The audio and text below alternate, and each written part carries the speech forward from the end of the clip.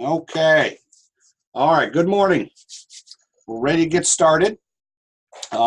This first class, we're going to do some logistics stuff.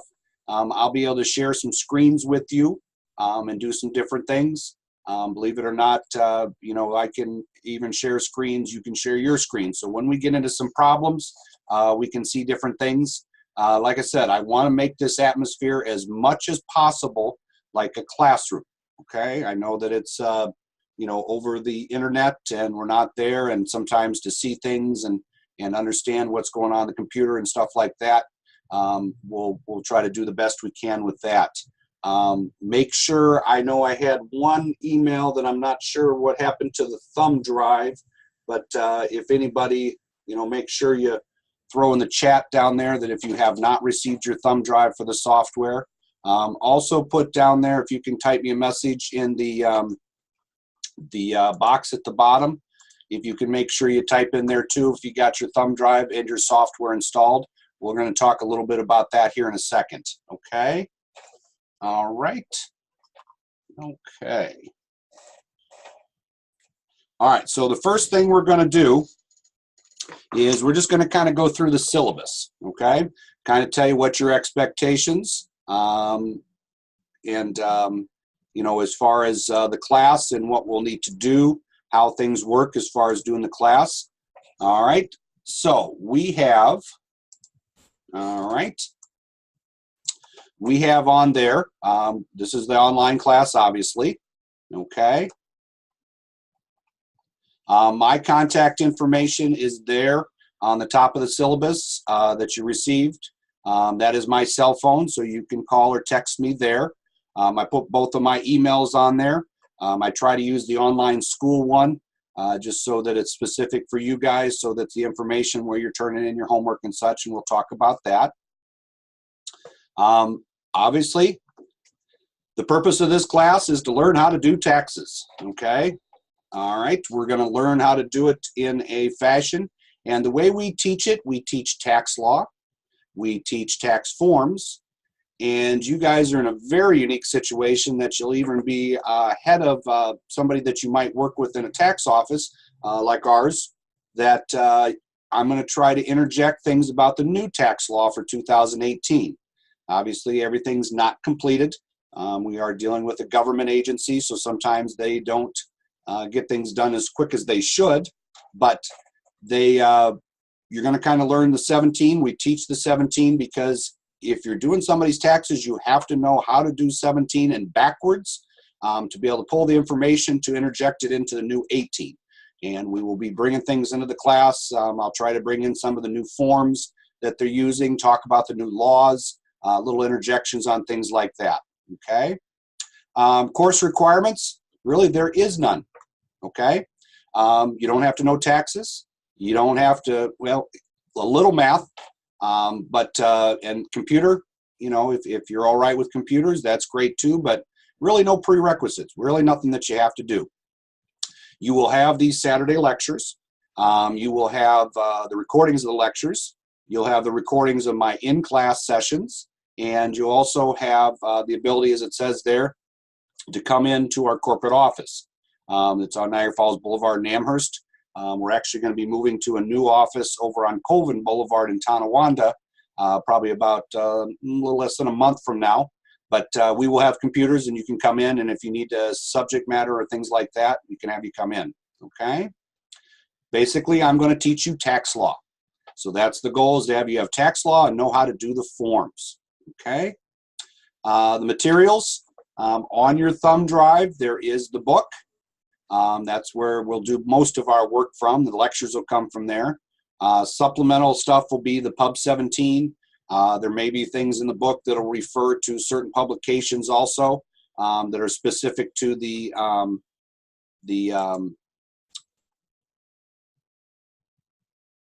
that will be specific to the topic that may be there. So we'll have those. I'll show you in the software how to find the Pub 17 so that it's right there electronic. You don't have to print it out. It's 292 pages. Does become a Obviously, you don't have to tote it anywhere, but I don't want anybody to kill their printer just to print that out, and I'll show you how the reference works on that. Okay. Grading policy, the way that I teach, I know it has on here a little bit of a grading policy, how the different things work. Really what I do, and I gave a sheet that I sent an email with you submitting homework, that's how I will do that. There's certain exercises that I will go through because I think they're very important topics. And then we'll do as a group together, we'll do some of the quizzes, okay? So we'll kind of review the material because those has the topics from the chapter that are most important. The biggest portion of your grades are going to come from the tax return problems. You have a workbook that we'll see shortly. And in that workbook is a, hold on one second here, is a, the problems that we do and how you turn those in. I kind of sent to you a little thing about how to print a PDF so I can see your return and where things are. The problems, picking up on things, you know, I will give you the answers after the fact on the problems. I always tell everybody I do not want reverse engineering. I don't give you the refunds, federal and state, ahead of time for the answers to check your work because I don't want you caught up on getting the right refund. I want you to be focused on learning the tax law, learning how forms work, and learning how the software works, okay? As it says here, roughly 8 weeks. Obviously, we condense a lot of things because of our schedule, and we'll see the syllabus here shortly. Attendance, a little bit different, okay? The attendance for this one is not as important. I do like to have everybody here for the lectures as much as possible. Like I said, I want to treat it like a classroom, but you know, having you here, but making sure the homework is turned in and things on time, that really is where I do attendance for the online, okay? All right, this is our schedule. As you can see, we kind of pack things in, okay? So we have some different things. We'll be talking about chapters 1, 2, and 3, not really too bad today. So we'll go over that. You can see around the Thanksgiving time that we do pack some things in there. The midterm will be a take-home, okay? It will be open book. So do not panic that there's a midterm and a computer midterm in there.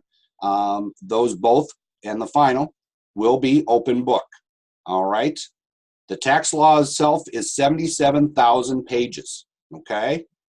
And that is open book also. So if you want to go through 77,000 pages when you're working on your midterm and your final, that is fine.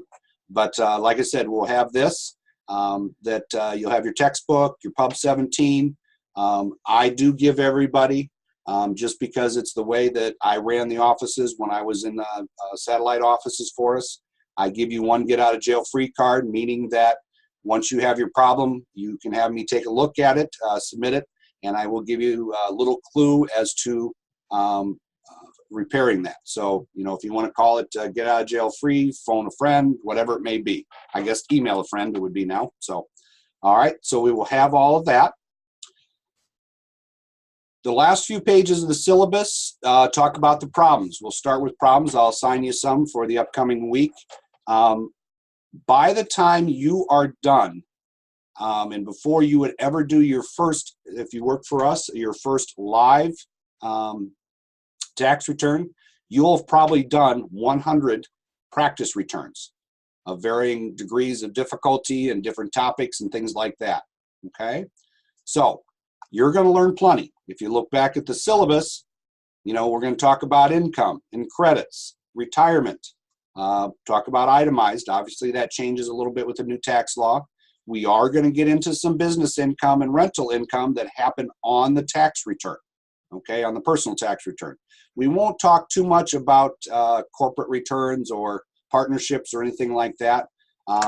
We have an advanced class that we do that you can start to learn that stuff. You're going to get a little taste of it because of things that come from those returns that would come over to the personal return. But as a whole, we're going to stay. But we're going to do everything right on that you would need to do an entire personal return. Okay. We do teach you on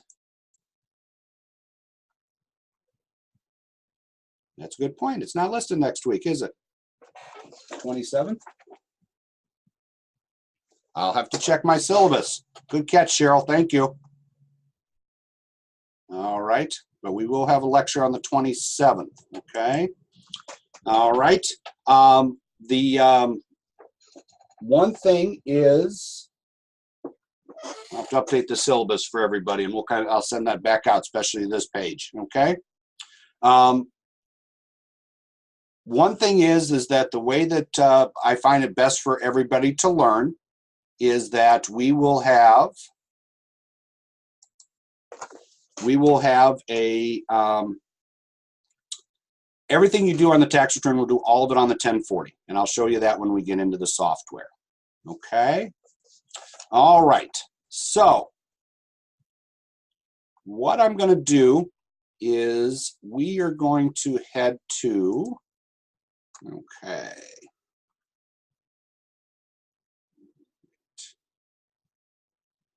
Okay, I'm just going to kind of go through some of the chat here because it was hidden while I was on the other screen. Okay, Joe got his. Software. Okay, Lisette, I'll have to trace yours. I got trace on there on your thumb drive. It should have shown up to you last week. 1027, yes, we will have a lecture next week. Let's see here. The midterm.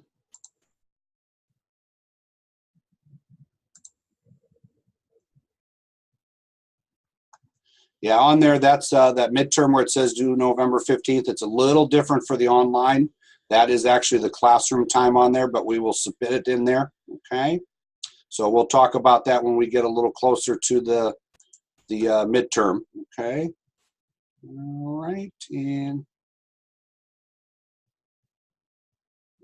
yeah, in the midterm, yep, you'll have that prior. So we'll switch around those dates. Some of those dates are what they use for the classrooms. At times we'll be ahead of the classrooms, and at times we'll be behind the classrooms, okay? All right. What I am going to do is talk a little bit, excuse me, about the workbook, okay? So, give me 1 second. Let me get that screen up here.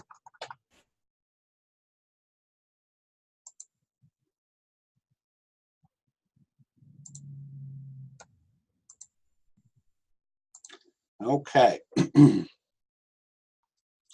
All right. The way the textbook is set up, we have the chapters in the workbook and everything. Okay.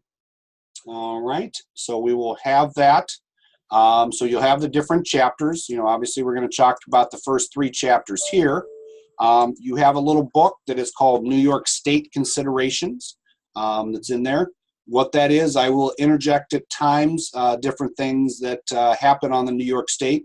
New York State's return is driven by the federals as far as the numbers that come over. So we'll talk a little bit about that. You have a workbook. The way the workbook is set up, if you notice from the first chapter,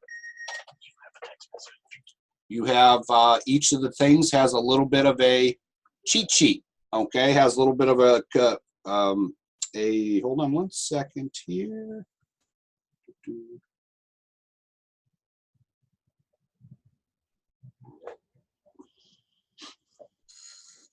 Okay, so it has little things to help you with computer as far as navigating things like that. We'll do a lot of that within the lecture. So we'll have that. So, you know, you'll be all right there. Okay. And I'm going to make everybody aware of this. Okay. At the end of volume 2 or on your thumb drive, there is an answer key to the exercises and the quizzes. Okay. I had one individual that did not realize this was on in their textbook, their hard copy, or on their thumb drive until about 2/3 of the way through the class. It is a way for you to check your work and see how you did as far as the answers, especially when you're doing some of the homework assignments and the exercises that are there that have to do with handwritten forms. So just make sure that you know that that's there on your thumb drive, okay? All right, and we had a question about where to go. What I do as far as the videos, good question. After I do them, it does take me a few hours to compile them because it is, 2 hours of raw footage. So what I will do is I will email out to everybody a link to the YouTube video. So all you have to do is click on that YouTube and you can watch it. It'll be all the different chapters. If you go to YouTube and you want to see the other videos, if anybody wants to write this down, actually what I'll do, all right, we'll write you down on there. If you go to the search in YouTube, it is egtaxweb, all one word, egtaxweb, okay? So I am going to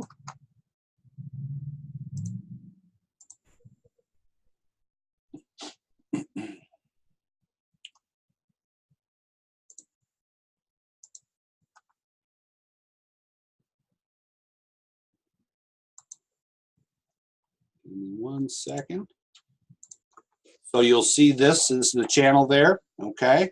So this is where it is, and you can see here the little red dot, but it says egtaxweb. The video is already up there with the one that we put on as far as the welcome. My recording from my lecture in the classroom for Chapter 3.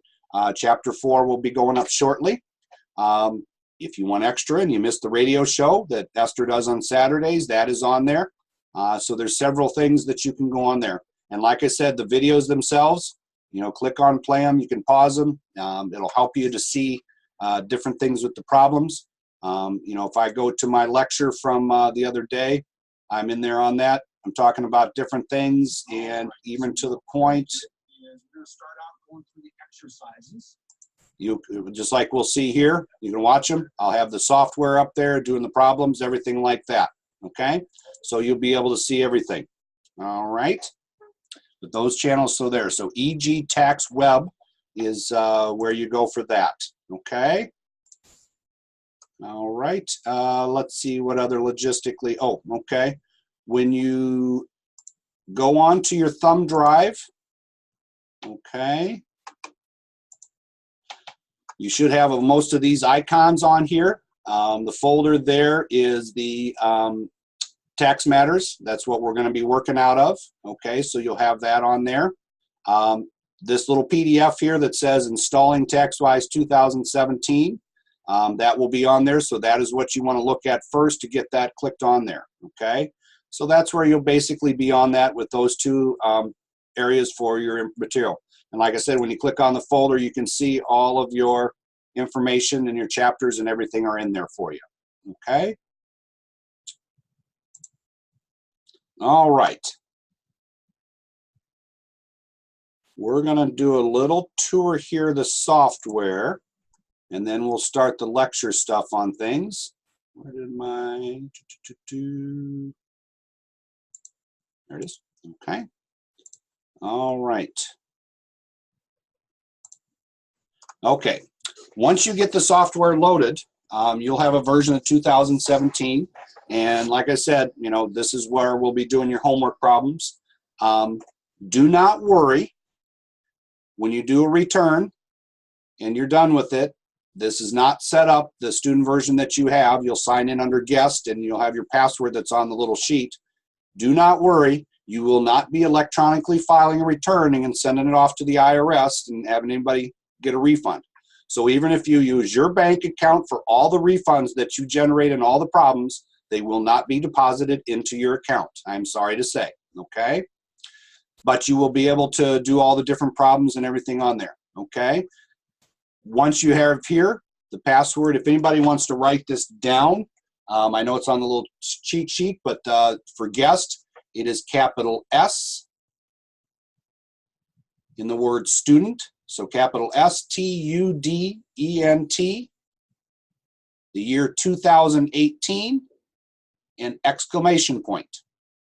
Okay?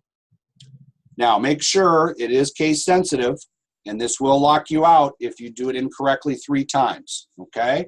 And the reason I say that is when you're doing returns in the software, I want you to do it with the cap locks on.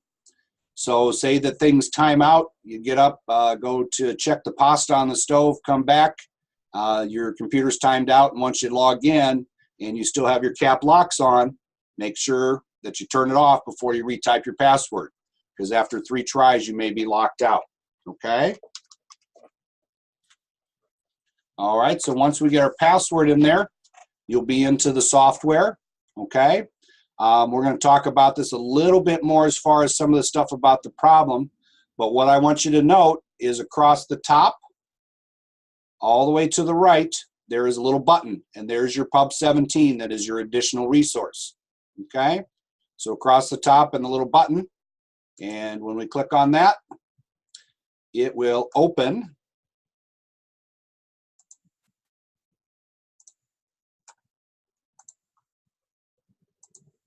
It will open in a PDF your 2017, okay, Pub 17. Now, as you can see up at the top, 292 pages. Don't need to print it. If you look at the little tree on the left, there's an index button, and when you go to that, whatever topic you have to look up alphabetically, there's a blue number. So say here I have age, IRAs, and it says contribution cutoff at age 70 and a half, and I want to read about that. It says it's on page 123. I click on that. It takes me to my page to find my information. Okay? So you have that as a resource also. Okay? All right. And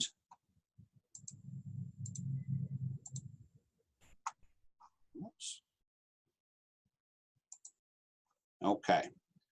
All right.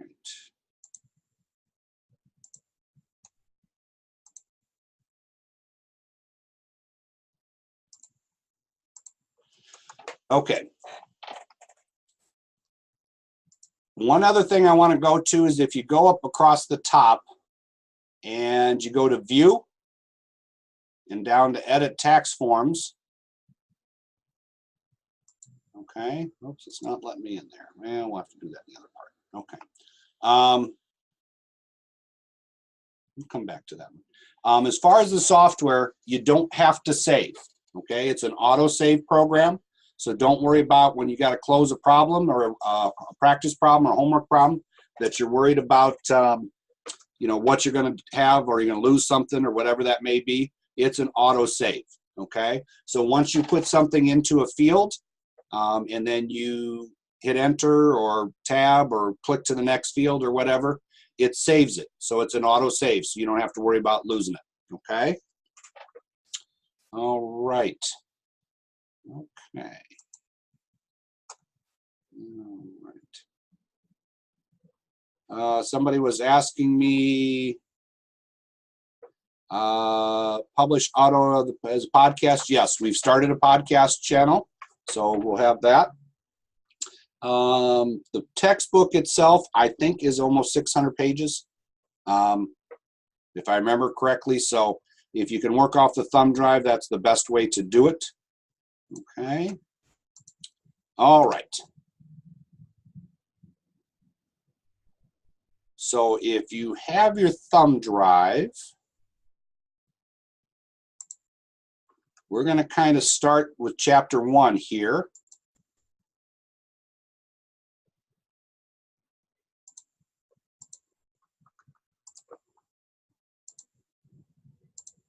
Okay, so we're going to start with chapter 1 in there. We'll go through this one. It's a pretty brief chapter. Really just some reading material, not a lot of exercises, things like that. It just kind of outlines furthermore how some of the things work. Obviously, we are here to learn about tax returns and the old proverb about death and taxes, 2 things you can always count on in life. So obviously the tax industry is a big part of everybody's life. You have to do it. You have to report income. Sometimes you even have to file a return because there's no tax due. Prime example is some cities and municipalities mandate that individuals that are eligible for STAR or some type of tax or property tax rebate or deduction, they have to file a return. And then obviously, if there's tax due, you have to pay it. And if somebody has a refund, they want to get that money. Okay. Next chapter, we'll talk a little bit more about it, but we want to talk about filing status. That is really what drives the return. Okay. Filing status is the most important part, because if you don't start out with the filing status correct, it's kind of a domino. You may not calculate the tax correctly. You may not give them eligibility for credits that they deserve. Okay. So we always want to make sure that we have that. We're going to talk about which form to use for 17. This is your first 2018 lesson. There is no longer a 1040EZ or a 1040A. Those two forms have disappeared. There will only be a 1040. Okay? What I mean by that is that this is where the story of the postcard comes in. They are going to be doing it on roughly a postcard about the size of half a sheet of paper.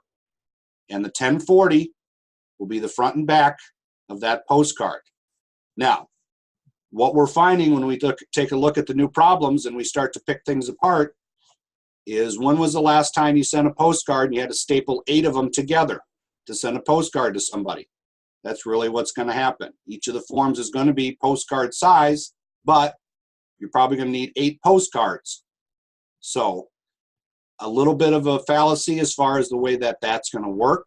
But moral of the story is the EZ and the A, and we'll talk about those and what drives as far as you being able to file on those forms. But everybody's going to be doing a 1040A. It'll just depend what extra problems. The EZ is pretty straightforward. A lot of people that just have a W-2 themselves, no other income, they can do it on a 1040 EZ. Okay? All right. So we have that. Okay?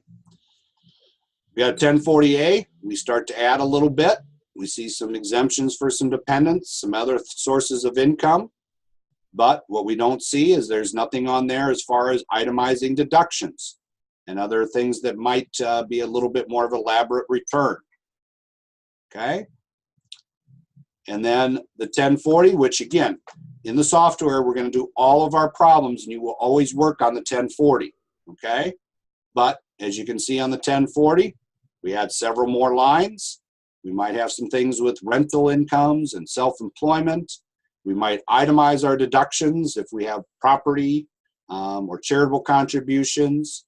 We'll talk about all those, a little bit more elaborate on the tax, some more on the credits, okay? Basically what's going to happen is, just to give you a little highlight, if I look at the 1040,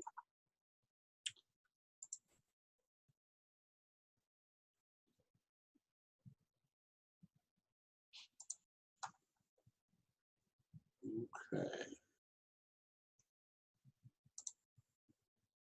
This, I'm putting a little red box here, that's the front of the postcard, okay?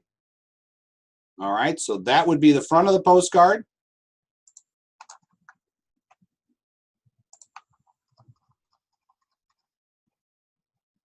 Oops.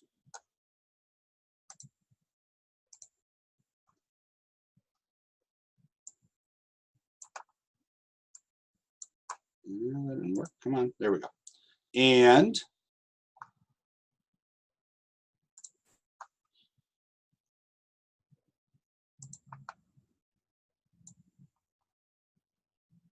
that in the red box is going to be the back of the postcard, okay?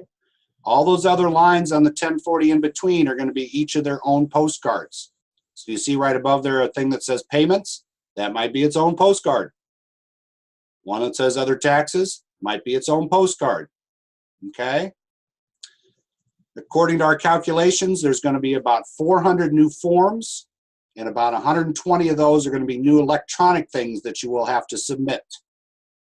So, going to be a drastic change between 17 and 18. Again, we're going to be teaching you 17 to teach you all the tax laws, because a lot of the laws are exactly the same.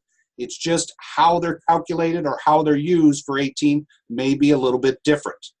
All right, and as I have materials, I know the end of October we're going to a seminar from New York State. because New York State may do some things different because they don't like what's going on with the state, or excuse me, with the federal. So they may go a little bit different. So we'll have information on that. Okay. Page 19, you see a little bit of the flow of a tax return. Again, moving left to right, you can see from the easy to the A, we start to add different things on there. Okay. Things that we would do for income. And again, we'll show you how this works when we get into the software. This is a very good little page here, okay? It's kind of a good page if you have it printed and have it for separate. To be able to go into your Tax Matters textbooks and say, you know, where do I need to find this for what I'm working on my form? This is basically the Tax Matters textbook in the order that it shows up on a tax return, okay? You can see the chapters are kind of out of order as we go down through there and we get through the middle section with income and other things. But basically what this is if you took and looked at the 1040 in each of those sections, this is where you would see and be able to find that chapter that pertains to your 1040. Okay? Page 112. By the time we're done with the class, you're probably going to be sick and tired of the Boyd family and Jeffrey and Chloe. They are our family. We have Tim and Michelle, who have kids Thomas, Olivia, Brandon, Jeremy, Jordan, Jasmine, who they adopted. Okay? And we have her job. We have Jeffrey and Chloe with Jaden, Brandon, Cindy. Those are going to be our tax families. So each time we do something, their family's going to grow, so is their tax return. So you will get to know them very intimately by the time we are done. The reason I say that is that I tell everybody my background with EG Tax is I've been with Esther for about 9 years doing tax returns. I am also the one that runs EG Health Connect. So I do healthcare and the New York State Marketplace and Medicare for people. By the time I'm done with their taxes and their healthcare, I probably know more about them than their spouse might, but definitely probably more than their pastor does. Okay? So you are going to get to know people very well because obviously disclosing things about their finance and or their health and healthcare is on the return is important. Okay? Now, as it says here, things to consider. You know, what we don't want to do is substitute anything that is in the textbook for what is in the IRS law. Okay? One little terminology thing, you may hear me use the word MAGI. That's modified adjusted gross income. That is a number that is really not on the tax form, but it is a number that will be often used to do some calculations. Your AGI, or adjusted gross income, is what we will see on the tax return. So just make sure you remember those. And this is my favorite sentence in the whole textbook. The term generally is sprinkled extensively. It sounds like jumbo shrimp, an oxymoron, okay? But what I mean to say by that is it is sprinkled extensively through this material and it is an official IRS word. Basically what I'm saying is the IRS likes to say that it is black and white. It is either yes or no, but there are a lot of things that are gray, okay? So when you see that word generally, that means that there are 9 rules, but when you get to 10, it makes the other 9 obsolete and you only use 10 instead of using the first 9. And again, we'll talk a little bit more about that. Okay? All right. What we're going to do is I'm going to take about 5 minutes. We'll start back up at about 9:45. We'll go through the other 2 chapters and do a little bit of a problem in the software. Okay? So we're going to take about a 5-minute break with that. Okay? And we'll be right back. Everybody freshen up their coffee, or if you want to get breakfast.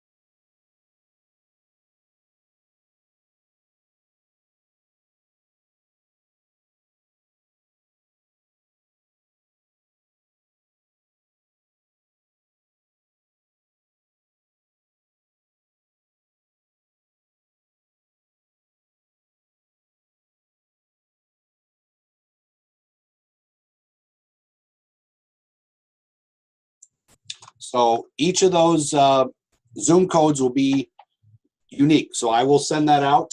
I tried to get everybody that wanted text.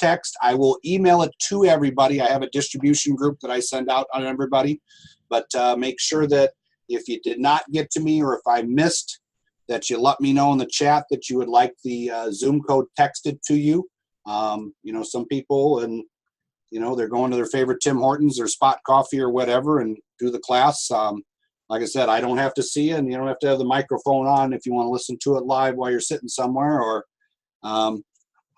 you know, depending on your age and your family structure, sometimes Saturday mornings might be a soccer game or a football game. Okay. All right. I will not do any lectures during the Bills games. Okay. Although they're not very exciting right now, but hopefully things get better. Okay. All right. Okay, so we're back at it. Okay, so the other thing logistically, let's see, what was I thinking about? Came up on something. It'll come to me. All right. What we're going to do is we're going to go through the other chapters. Like I said, the textbooks and stuff, you can read through those, so you'll have those. Oh, I know what I was going to say. If anybody else needs extra help, you feel like you got a subject, and the one that happens every year when I do this class is when we get to business income and rentals, and we start talking about depreciation, which is kind of a little bit of an accounting type topic. If you want extra help, I'm happy in the evenings or whatever. If you don't mind my dog barking every once in a while I'm home. I'm happy to do a one-on-one Zoom session to kind of go through things and get specific questions answered. So if you want to set up something, you know, obviously you're not close enough to the corporate office to come in, but you want to set up that one-on-one Zoom session and go through something or a topic you're just not getting, we can do that. Okay. All right. And hold on one second.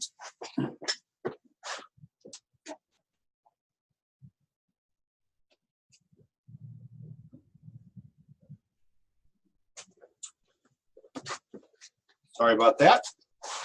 Heard a sound, and our paper guy was a little late, just threw it against our front window. Okay. All right. So let's go back, and we're going to get back into the textbook. Okay.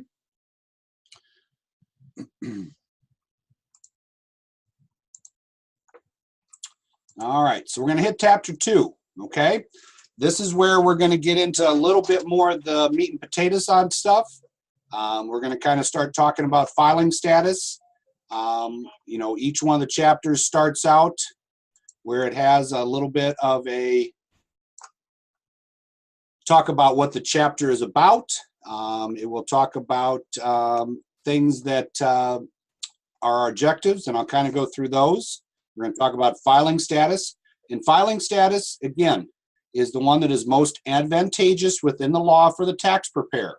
We'll talk about head of household status. We're going to talk about who needs to file a return, which form they should file, or forms. All right. We're going to talk a little bit about exemptions. Exemptions are around in 2017 tax year. Exemptions are disappearing for 2018. Okay.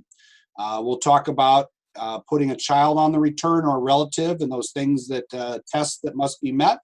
We'll have a little bit of a worksheet for determining if that individual, a lot of times that has to do with whether or not grandma had to move in with us after grandpa passed, and she's now part of our household, and we need to know, can I claim her on my tax return? So we'll talk about that, okay? And we'll talk a little bit about the tax form. All right. Now, 2.4, filing status, okay? There are 5 filing statuses: single, married filing joint, married filing separate, head of household, and qualifying widow or widower with a dependent child, okay? Those are the 5 statuses that you always see at the top of the form that would be checked off. Now, those filing statuses help us determine many factors on the return: whether a return must be filed, the amount of the deduction or standard deduction, and the tax tables are unique depending on the filing status. And then also the filing status, as I talked about, certain deductions and credits that you're eligible for. Okay? Now, just because I teach this next section doesn't mean when you get off the class this morning that you walk into the other room and tell your significant other, I would like to be considered unmarried due to Pub 17, page 20, okay? The IRS says that I can be considered unmarried, okay? That is only a tax term, all right? We'll talk a little bit about that when you can be considered unmarried. Basically what it is if two people that are married and they do not live together after the 1st of July. So basically we're talking about they did not live together for half the year. They can be considered unmarried. And when we say do not live together, I use the interview. My questions are, that means they didn't come over for dinner. They didn't come to use the bathroom. You know, they didn't sleep there one night because they couldn't make the drive home. It is not living together. And if they answer all that, usually my final question would be somebody from the IRS would ask them, if we interviewed your neighbors, would they say that your significant other's car had ever been in the driveway? So again, there are some things that you have to do your due diligence on, okay? Single is basically, like it says there, you could be considered unmarried in the eyes of the IRS. And they don't qualify for any of the other filing statuses. Married filing joint is obviously what it states. Two people that are married have a joint return. A lot of times this is where we would see, the joint return with somebody that has children. So we would have that. It talks about the exemptions. Two terms that are there in that on page 2.5, injured spouse and innocent spouse.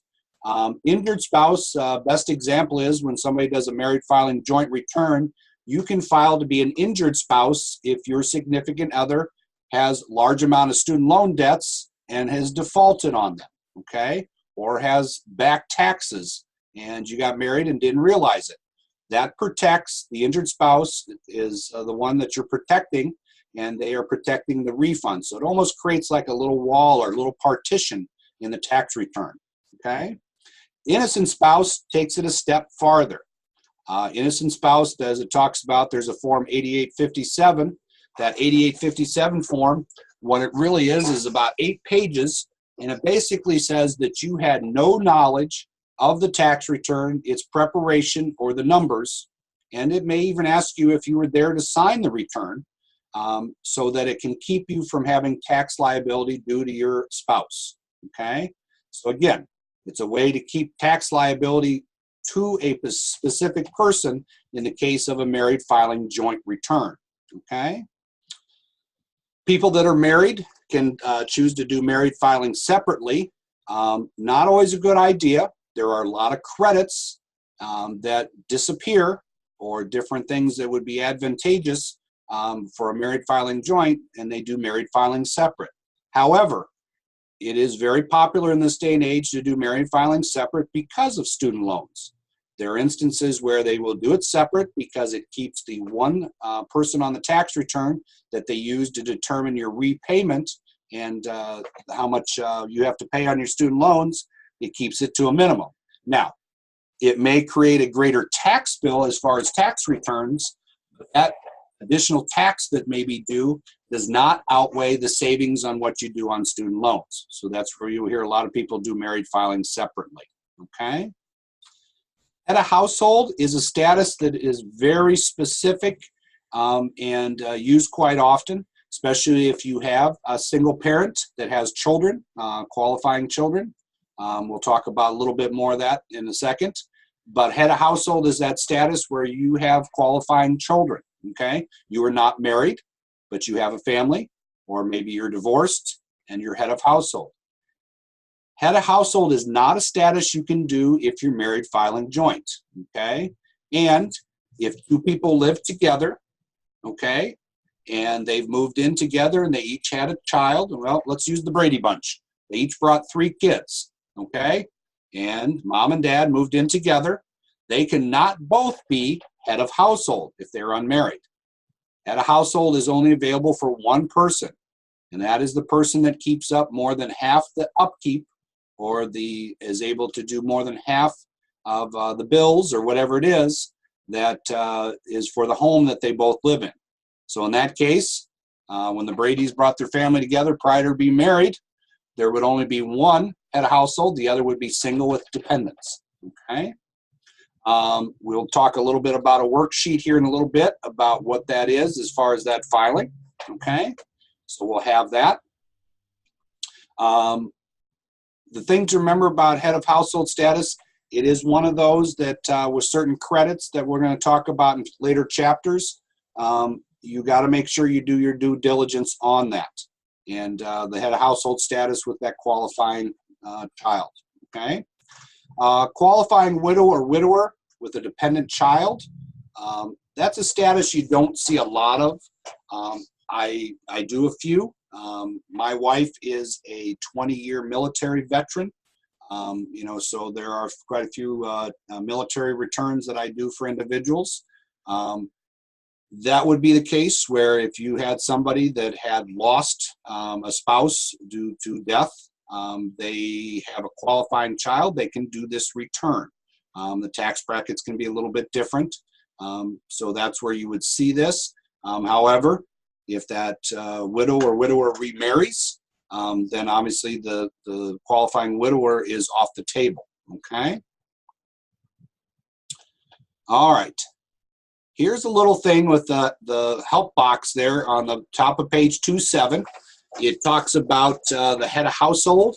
And again, it is the cost of keeping up a home, okay? A lot of times people will come in and say, well, I'm head of household because the house is in my name, okay? That's great. But whose name is on the check that pays the mortgage? Whose name is on the check that pays the property taxes? Whose name is on the utility check that's paying it? Not whose name the utility is in, but who's paying it, okay? So again, if you have two unmarried people and they are living together, they cannot both be head of household for the sake of claiming a child on their tax return or qualifying relative or qualifying child. You have to make sure you do your due diligence and determine the cost of keeping up the home, okay? So again, you see those are expenses, all right? That's where that head of household status will come in, all right? Additionally, there's a little table there. The IRS loves these little tables like this. In the publications, when you read them, you go into Pub 17, or if you get into the actual publications for each one of the tax topics that we may talk about, you're going to see these. They love the little thing where it says, if you answer this and this applies, then this. Or you'll see the little flow charts where they have the little bubbles with the arrow and says, if you answer yes, go this direction. Answer no, and whether the answer is, sometimes they love to put the little stop sign says, stop here, you do not qualify for this credit, okay? They're great little things to read through and understand how the flow and the thought process of asking somebody whether they qualify for head of household, because it's basically you learning how to interview a client to ask them, what is this filing status? Oh, I see that you have children. Okay. You live alone. Yes. Okay. Or they say no. Well, do you provide more than half? No. My boyfriend, it's his house. He pays all the bills. Okay. He is head of household as he has the qualifying child. Okay. So you have to learn to ask those questions. All right. As I talked about in there's going to be some exercises. I'm going to give you some scenarios, different things like that. So I want you to, we'll talk about homework assignments at the end, but we'll kind of go through those on each time. Very good one here. We're just going to kind of talk about right out of the gate. We got Emily. She's 25, unmarried, and lives with her parents. Her gross income was $5,000. Okay, so obviously Emily moved back in with her parents. Maybe she's going to school or something like that. Her child, Amy, also lived with her parents' home. Emily's parents paid all of the household expenses. Emily has agreed to allow her parents to claim Amy, okay? So what is Emily's filing status? She's going to file single, okay? Because she's not providing more than half the expenses for the home. All right, that would be her parents that she lives with. Okay, so they would have that on there. All right. Hold on one second. Okay, good question from Pat. Says, why does Emily file at all? Okay, well, $5,000, she might be working at Tim Hortons. She had federal tax withheld, and she wants to get it back.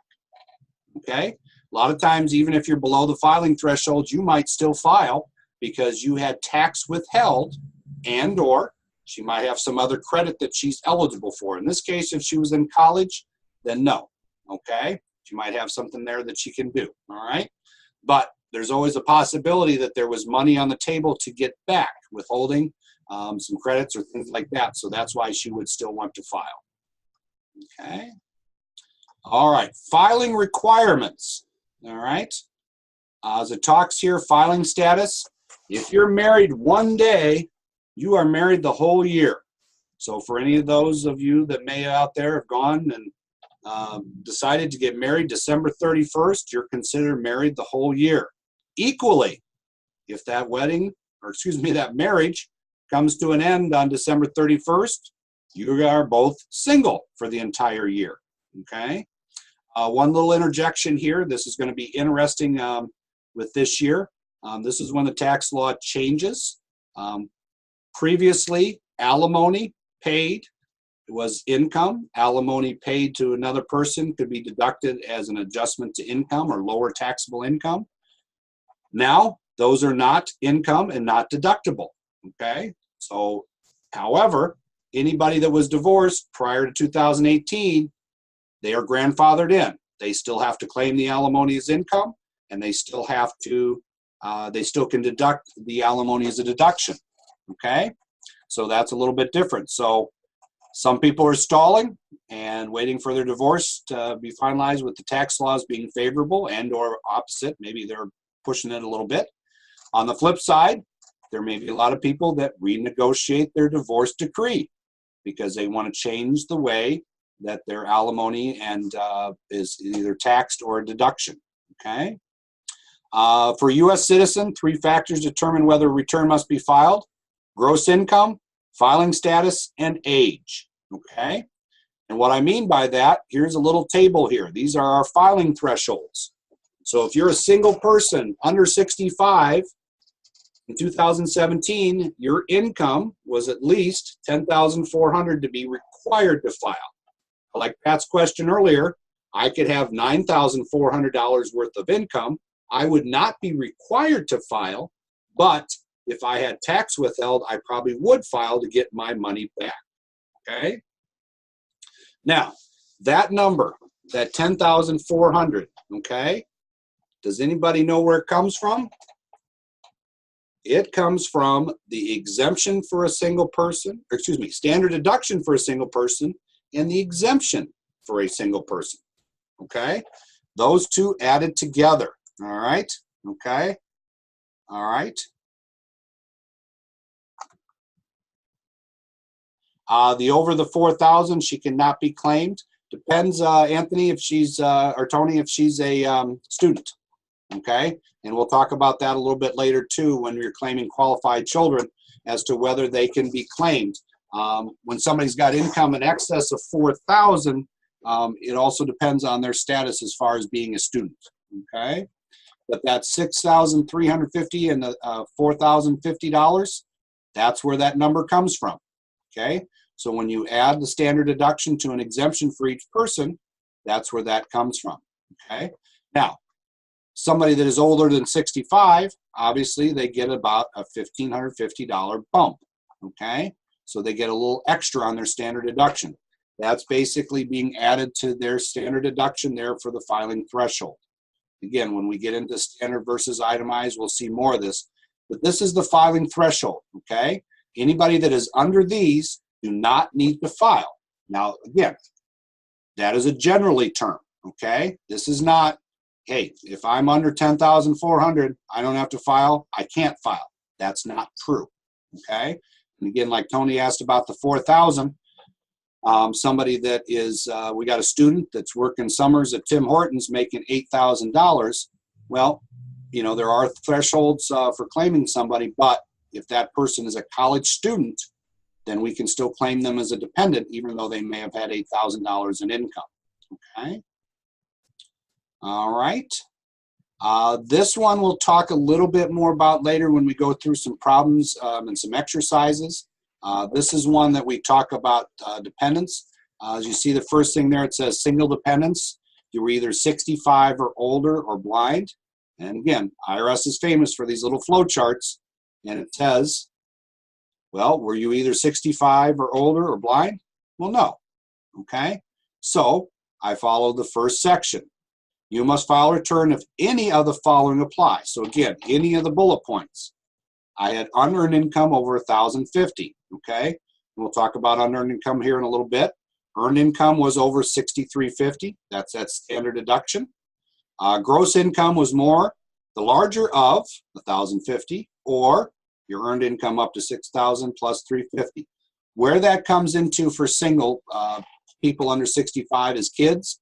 If they have, grandpa started them a trust fund to pay for college, and that trust fund has investments, and they have unearned income and interest from bonds, well, that's where that filing threshold, that second little section gets a little fuzzy, but we'll talk about that when we see the examples being, with actual real life examples on that. Okay. All right. This talks about other situations when you must file. So we're on page 213. Again, maybe different things that have to do with things that are going on. Okay. There's certain forms, certain credits, different things. Like I said, I see people sometimes that are children that are emancipated from their parents that are of college age. They will file a return with minimal income, no taxable income, but they'll do it because they would be eligible for a college credit, and it is a refundable credit. So those are things that you may want to do. And sometimes you have to file even though you're below the filing threshold because there's certain forms.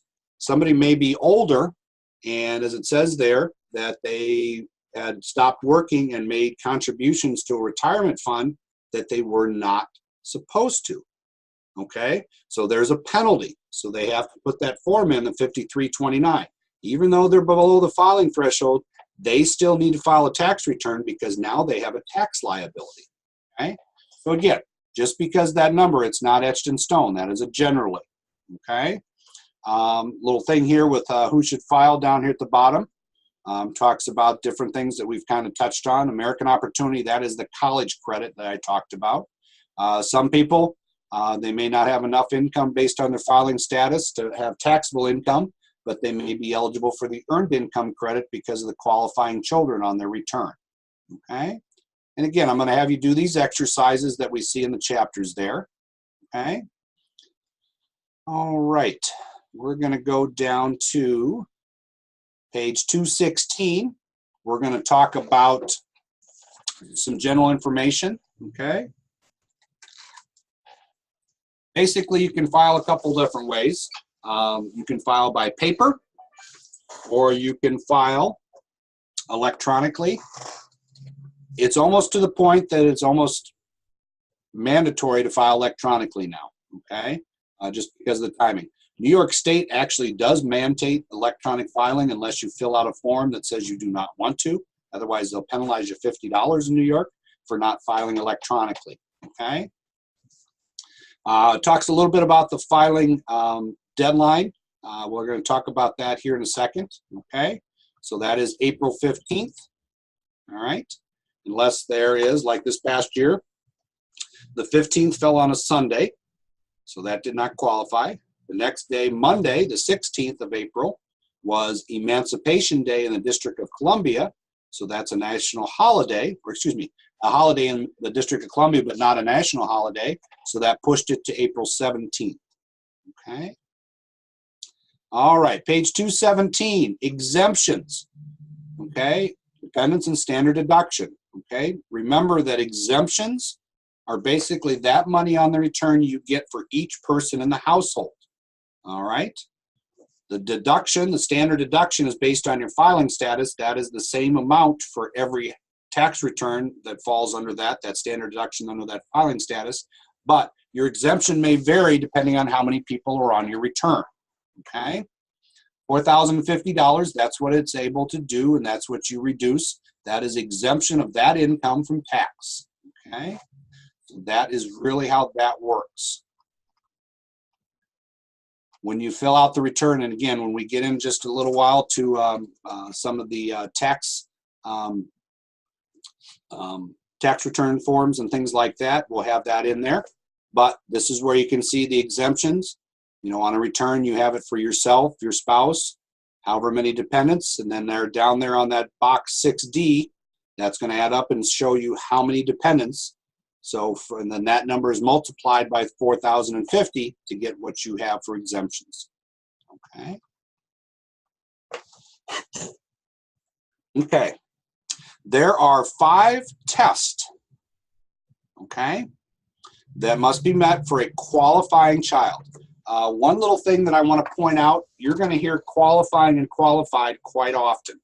What that means from the IRS and from tax law, and when we talk about it, is that that means that some test or some series of questions must be met, or a certain level, in order for you to be eligible for that credit or whatever that situation is, okay? In this case of the qualifying child, they must be our child, okay? Their age, in the case of most, it has to be under 24 with a college student. Child tax credit, they must be under the age of 17. These are some things for qualifying child. Residency, obviously, that's where head of household, that's the test I said that we were going to talk about. That child has to live with us for us to be head of household. All right? We have to provide, as we talked about, more than half of the support, and their joint return and special test for qualifying child of more than one person. We're going to talk about that a little bit later, okay? And there's a qualifying relative. Again, these must be met, all of these, okay? It's not that you can meet just one, you have to meet them all. They're not a qualifying child of anyone, all right? They're a member of household or relation to them. Their gross income, we're going to talk about that, and support, all right? So we're going to talk about all those, all right? Here's one of the little flow charts I talked about on the top of page 220, all right? We have one of those things that says, do I have a qualifying child? And I'm going to ask, is it a son, daughter, stepchild, foster child, brother, so on, so on, so on, okay? If the answer was yes, okay, and you can see that I meet all those tests and with the different things that we just talked about, okay? Here's that age I was talking about, under 19, under 24, if a student, or they might have been permanently and totally disabled. So you may have a son or daughter that is 30 years old and permanently disabled. Well, then they can still be on there as a qualifying child because of that stipulation, okay? Once you meet all that, all right, then you go into these, and this one says, was the child a U.S. citizen, U.S. national, U.S. resident, and so on. If you answer no, you can't claim this child as dependent, you stop.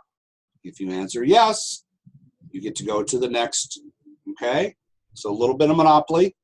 You pass go, you collect $200, okay? So again, read through those, kind of understand where those are at. All right? Standard deduction is an amount of income that is not subject to tax. Again, that's where we're going to get that adjusted gross income that we talked about earlier. These are things that we're going to reduce it before we calculate our tax, okay? So I'm going to have you look those up so that you can find those and get used to navigating through the Pub 17. All right, this is one of my favorites too. Support test for a qualifying child. We have to decide whether or not they are going to be a qualifying child on our return. So you got to go look these up, and it's going to determine whether the items below are included in the total support of a child. I will let you know that this is probably a little archaic, but this is the IRS law, that if you provide a television for the child placed in his room, that is included in support. You get to include that, okay? So that is yes. I guess today that would be a PlayStation or a tablet, But the IRS says a television, so most kids I don't even know that watch television. A lot of them, like some of my kids that are of college age, they don't watch a TV. They just watch their tablet or laptop. So, okay. So I'll have you work on that one. Now, want to talk about this one right here, and this is one that's very important because this is how a little worksheet for determining support. So we're on page 225. We have a situation where we have John and Sue's mother Jean living with them. She has $7,777 in Social Security. $5,000 she gives towards her support, so she gives to the household. $2,000 she puts in her savings account. She spent the rest on bingo, I guess in her free time and other activities of hers. She also gets $400 in interest, which she just leaves in the bank, okay? Which sounds like Grandma has a lot of money in the bank because $400 on the interest received on her bank account, that's a lot when you only get 1%. Okay, so we have some other topics here that talks about expenses for John and Sue for the household. This is a little worksheet. There is one down there that is below that you're going to do as far as an exercise. Great worksheet to have because you can go through this and say, hey, can we claim Grandma that's living with us now on their tax return? Well, I'd have to ask them this questions. First thing we talk about, enter the total funds, okay? Well, we got $7,777 in Social Security and $400 in interest, so that's where we get that. We gave the person support, okay? We have the line that talks about used for other purposes. That's basically we determined that she's putting that $5,000 in there, or $5,000 towards support, $2,000 in the bank, leaving $777 that she can use for bingo and other activities. And then it talks about the money she left in the bank. And you add those together, you should have the same number that you had on line 1. Next section, we do a little expenses for the entire household. So we add this all together. Okay, so when we add that all together, we do the rent.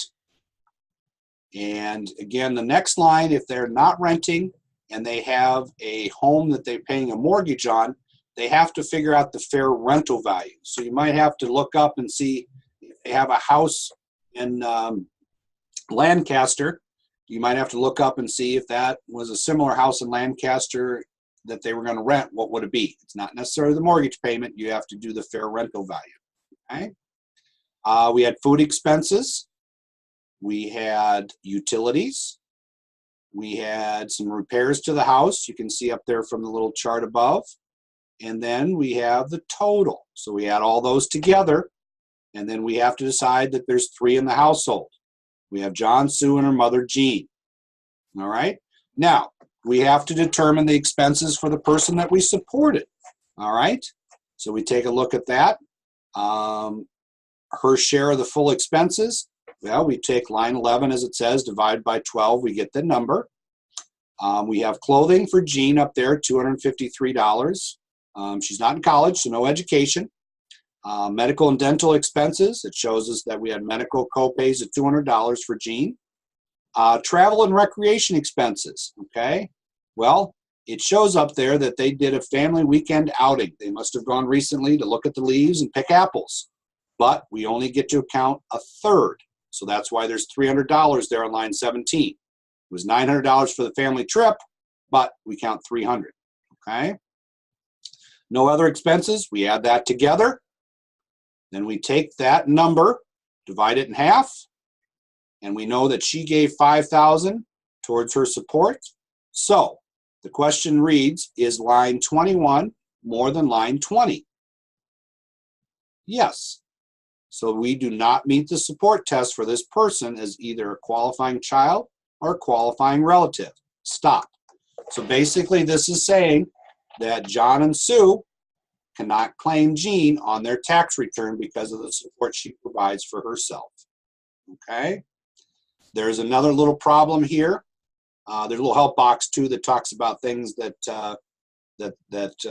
income to include and all the income that is dependent received. So things that we might have, okay? But like I said, there's going to be a problem for you to work on, and we'll go through next week that has all the little determining support for somebody and going through that exercise. Okay. Next one is when we get a child.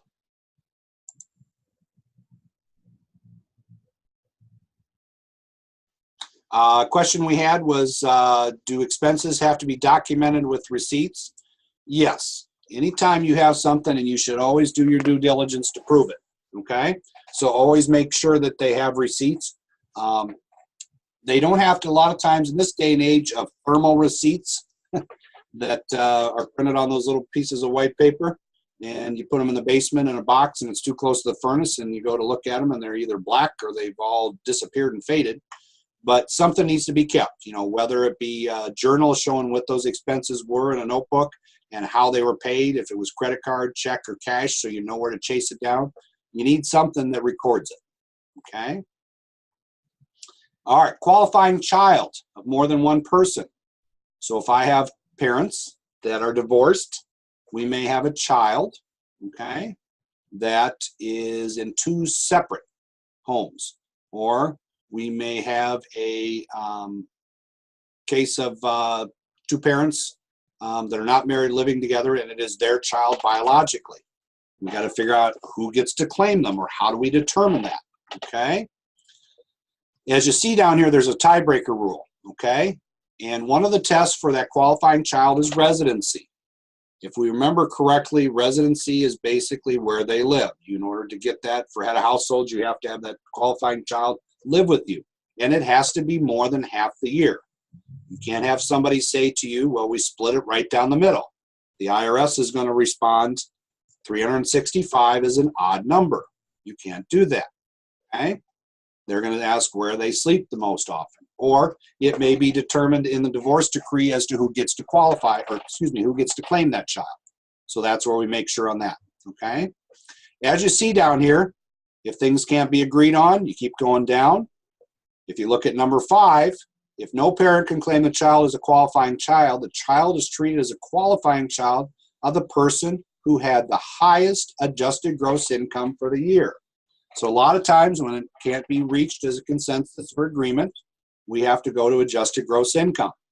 All right, so that will be a tiebreaker on that. But those are the tiebreakers to determine who they get to have. When we do a return, we'll talk about a little bit more about, you know, when a child is, some parents, what will happen is the one parent has the kids live with them, they have had a household because they have qualifying children. They may decide to release the exemptions. So basically that $4,050 and that child tax credit, they may release to the other parent. And we'll talk about that later and how that works and why that may be done. Okay. All right. Next little section talks about the heading on a tax return. Again, really paper exercises for you to kind of get used to what the heading of the return is. You'll be doing a lot of that in the electronic when you do them on the returns. You know, here's our first little thing. We'll talk about this more in the next chapter as far as the W-2s and what we see there. Okay. But again, just kind of having you get used to seeing the different forms, the EZs, the A's, the 1040s and such, okay? So that's really what those are for the different returns, to see where the information would flow to and how that return would look on the different forms, okay? And again, for 2018, we're only going to have a 1040. We're not going to have the 1040A nor the 1040EZ, okay? And they give you a little exercise there that you'll kind of do, filling out your own headers, okay? So that's where we've gotten through chapter 2. All right. Okay. All right, chapter 3, we're going to talk about earned income, and I stress the word earned, okay? I always tell everybody, and maybe I'm dating myself, but if you go back to that old investment commercial, we make money the old-fashioned way. We earn it, okay? Well, it's earned income. That is income that you did for doing something, and you had income given you in exchange for services or whatever. So it is earned income, and that is where the word earned income credit comes from. When we do Chapter 4 next week, we'll talk about unearned income. That's income like Social Security, pensions, unemployment, things like that. Those are not earned income. I did not provide to my employer or whoever's paying me things like that to be able to have earned income. So we'll talk about that. We're going to talk a little bit about W-2s. We're going to talk about excess Social Security. We'll talk about reporting tip income for those of you out there, and talk about determining tax liability. Okay? All right. Accounting periods and methods and filing and things like that. Really all that I want you to take out of this, I don't want you to get caught up in the accounting terms, okay? They have constructive receipt and constructively received, okay? Basically what that is that we need to follow the dollar. We're always going to be doing things on a calendar year and a cash basis. What I mean by that is that we want to know when the dollar changes hands. Just because I worked until December 30th does not mean that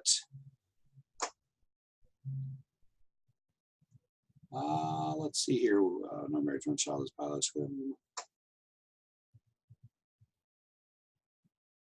Okay, so the question is, we'll come back, no marriage, one child is biological and the mother has one from a previous relationship.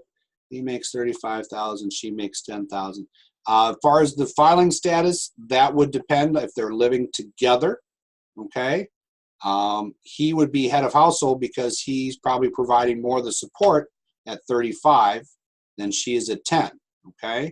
He cannot claim the child that is not his biologically because he doesn't meet the relationship test.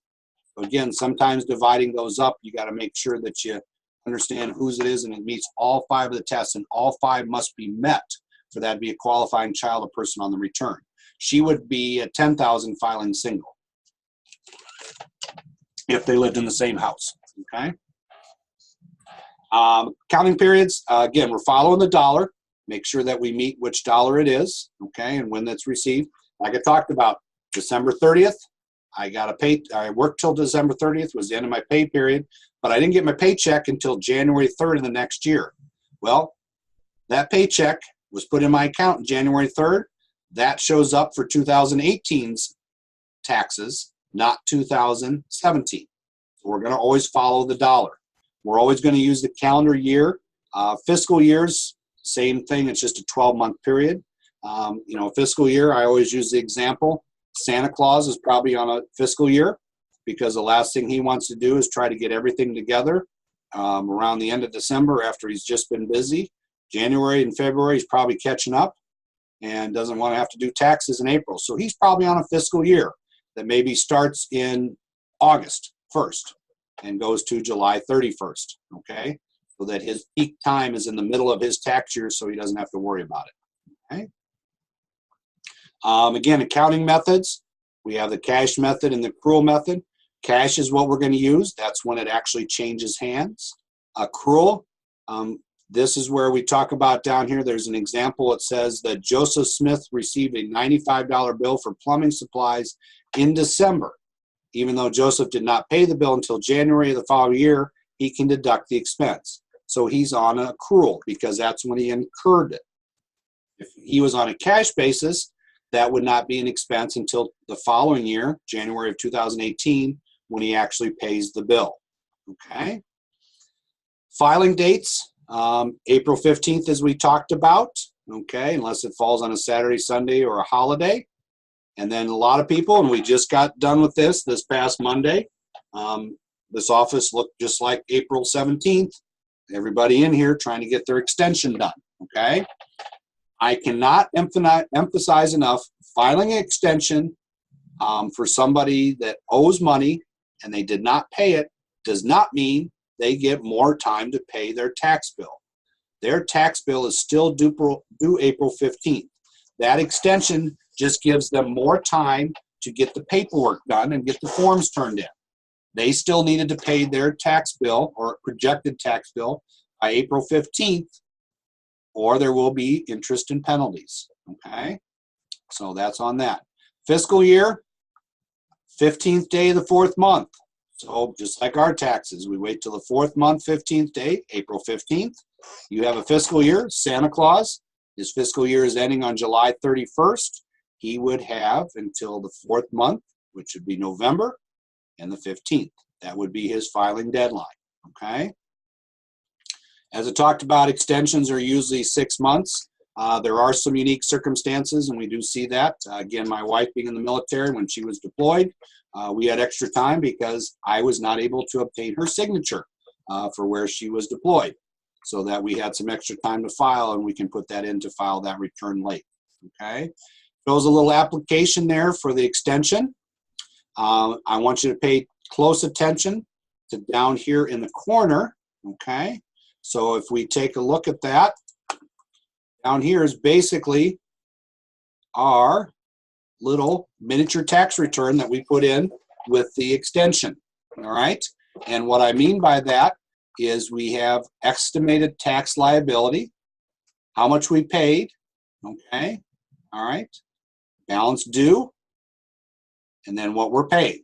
So if I think that I'm going to owe $4,000, all right, and for various things I already had withholding of $3,000, then I owe $1,000 by the tax deadline, and I'm going to send that in. With the extension, I have that $1,000 that I paid, and now I have till October 15th to get my forms in order and get them turned in. Okay. All right, we got some exercises in there. Wages, salaries, and other income. Okay. Basically, like we talked about, earned income is that money, property or services, but it's wages, salaries, tips, professional fees, and other amounts received as pay for work actually performed. And that can be salaries, commissions, back pay, bonus and awards. Believe it or not, we do have to claim now, and they are really cracking down on this. So when the boss comes to you and says, hey, I'm not using the suite for the Bills game, and I got preferred parking, and I'm going to throw in dinner at Chef's, that is all income, okay? So basically you will now see that, and people have had that show up on their pay stub or their W-2 where they were given something of value as from their employer, and they have to declare that as income, okay? The other one too that comes up a lot, and we'll talk more about it, is scholarship and tips. Scholarships are taxable if they are in excess of what qualified, and again I use that term, of what their qualified tuition expenses are, okay? So we have that, all right? We have some tips. We'll talk about calculating that. Our lifeblood of when we do a tax return is going to be our W-2, all right? So our W-2 is going to have all the information we need on it. It's going to have our employee's Social Security number. Great way for you to check when you have a client. It's going to have your employer identification number. It's going to have the employer's address, your income. Did you have tips? Did you get money for dependent care? Did you get that bonus, that suite to the Bills game? Did you contribute to your retirement account? Did you get health insurance? Did you put money in a health savings account? All this stuff can show up on a W-2. So all these boxes to the right, when we get into the problems and see the exercises, we're going to have all the different things that can happen in that. So that's all the parts of the W-2. Want you to pay a little bit special attention because this will come up sometimes, and you have to really catch up on it. But this little thing right here about box 4 and excess Social Security, okay? The maximum wages that can be reported for Social Security in 2017 was $127,200, and 6.2% of that, $7,886.40. Okay.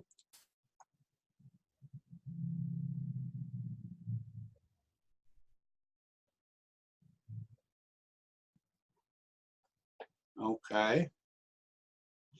We had a question about what tax credits remain claiming a supported person based on paying 51%. We'll kind of go through those a little bit later when we get into the credits. for right now, because I'll kind of start to interject a lot of the 2018 stuff when we get into the credits and things that are calculated. Okay? Social Security tax should not exceed $7,886.40. That's the maximum tax you can pay for Social Security. Okay? Now, if that person only worked for one employer, then the employer must refund if they took too much out.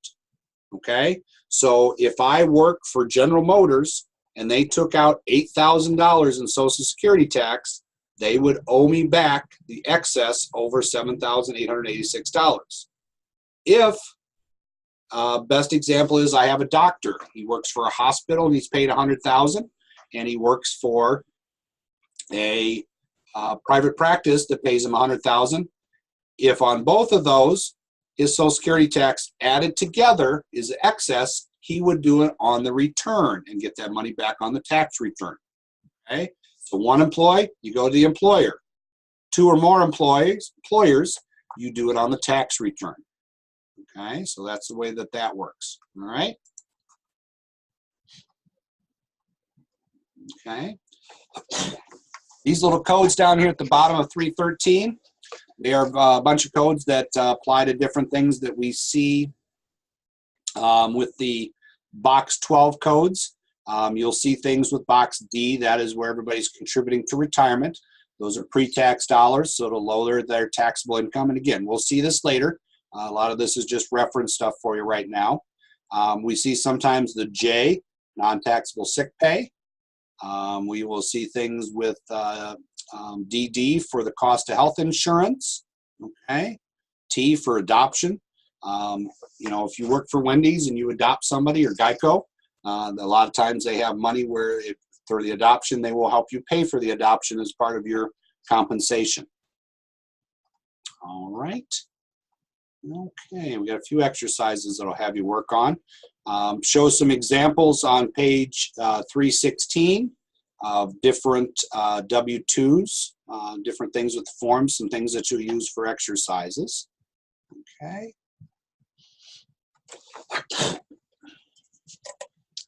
Okay.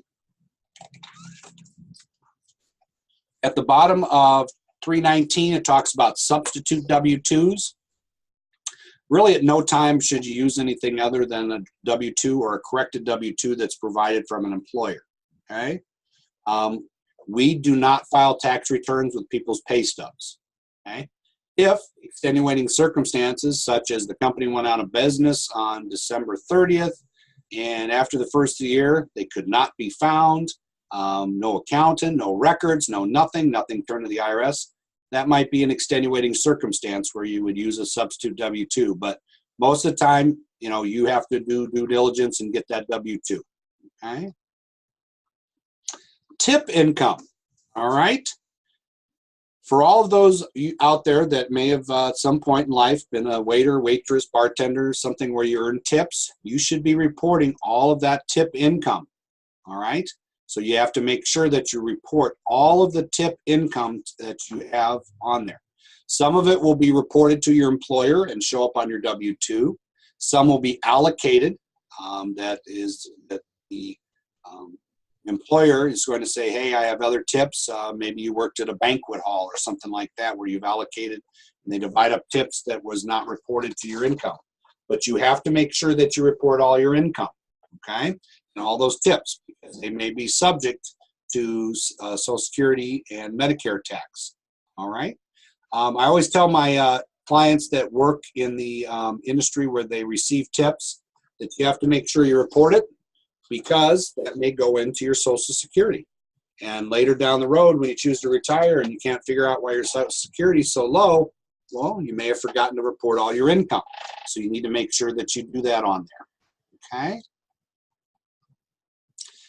You're going to be doing a little sheet called a 4137. This is a little form that you'll do for Social Security and Medicare tax, and that you'll report that tip income on there, okay? And again, I'm going to do a problem here in a second. We'll see some of this in actual practice and actual motion, okay? You're going to have an exercise that I'm going to have you do to go through that and do a 4137. Military pay and disability pay.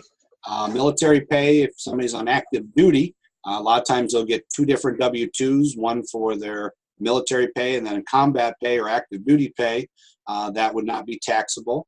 In the state of New York, a lot of times military pay is not taxable in New York if they're considered active duty. So that's where the state is unique on that. Okay. So you have to just make sure you understand the determination. This is one we get a lot of questions on, is disability pay. Basically, disability pay is taxable if your employer or somebody else paid for the policy or the insurance or whatever that covers your disability, then that would be taxable. Okay. If you have, and I always use the example, Aflac, if you have the duck, all right, then you paid for that policy as a short-term or long-term. That is not taxable income because you paid for the policy out of your pocket. Okay, so always have that determination of who, follow the dollar and who paid for it. Okay, determining tax liability, two ways to do it. One is that we're going to have you do some exercises. Is basically we get our gross income, we subtract any deductions, exemptions, gives us a number, and we're going to put it in a table. So you'll do some exercises. We'll talk later about a little bit different calculation of tax using Schedule D, which depends on your income and sources.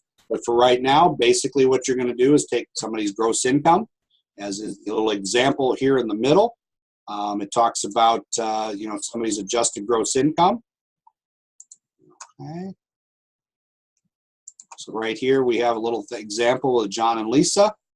And basically what we're doing is saying they had $55,679 and a standard deduction. Okay. We went in there, subtracted that, their exemptions. All right. Here's what we got. Okay.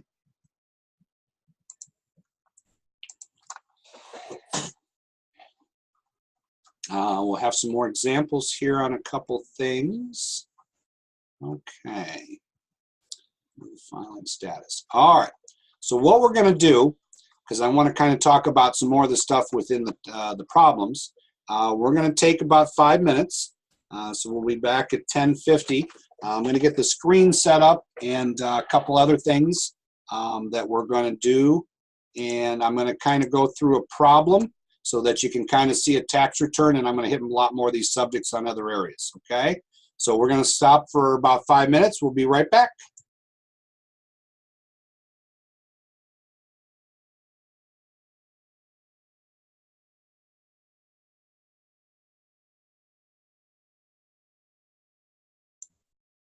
Okay, so what we're going to do is we're going to kind of take a look at a little bit of a problem.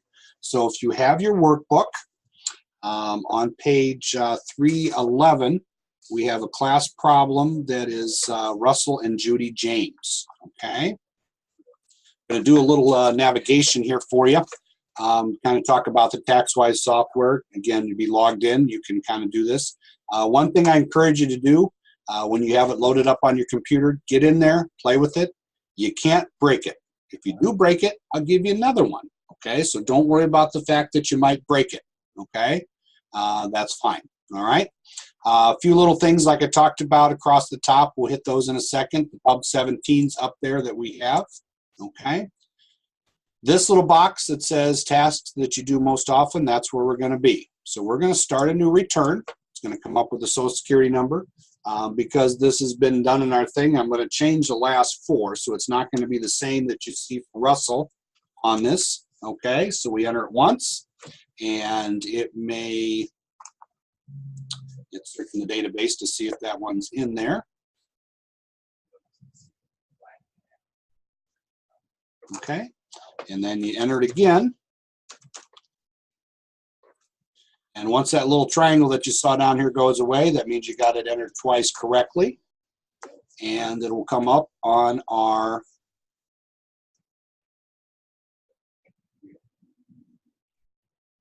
little lag here with sharing the screen. So give me just a second.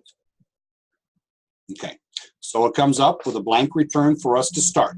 Okay, little layout of the land here. Okay, we have a few things across the top.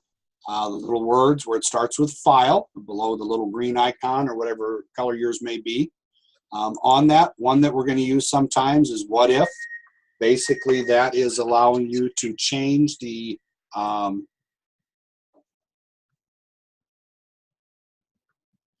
allows that to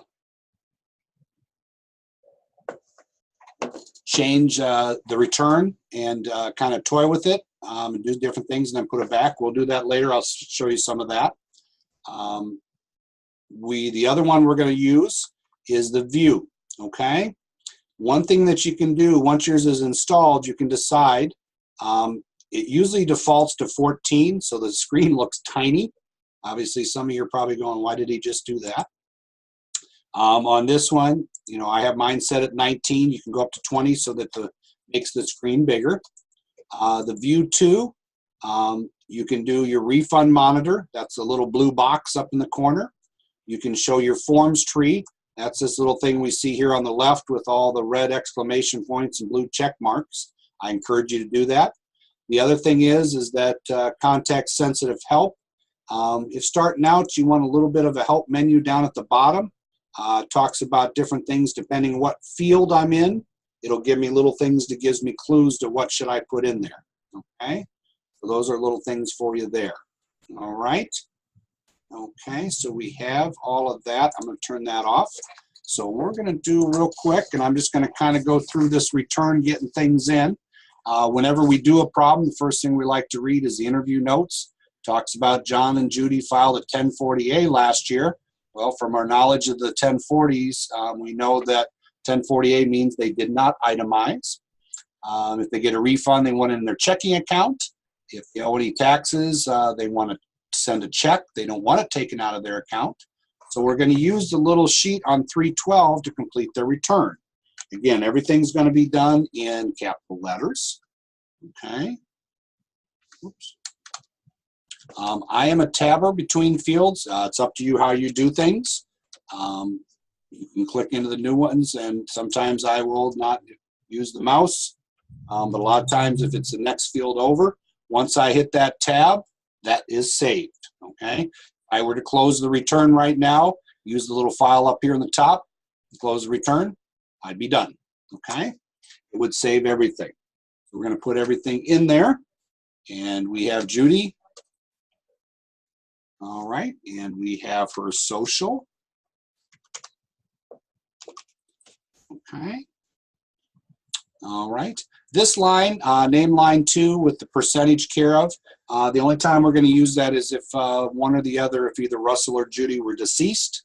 So we're not going to use that because they're both alive. But say if Russell survived and Judy passed, this would be percentage and care of, but we'll do some of those later.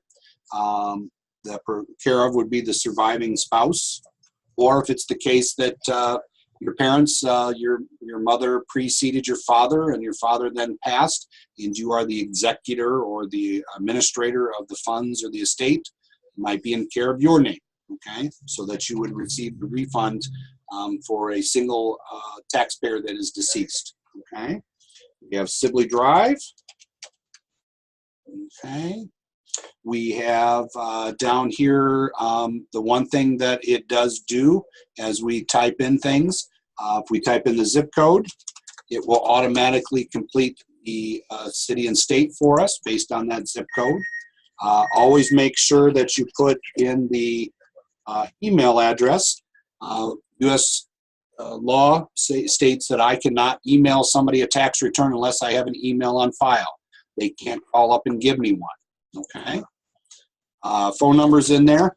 You know, this day and age, a lot of times all 3 phone numbers are the same because people don't have landlines. But in this case, we do have a landline and we have a separate cell phone.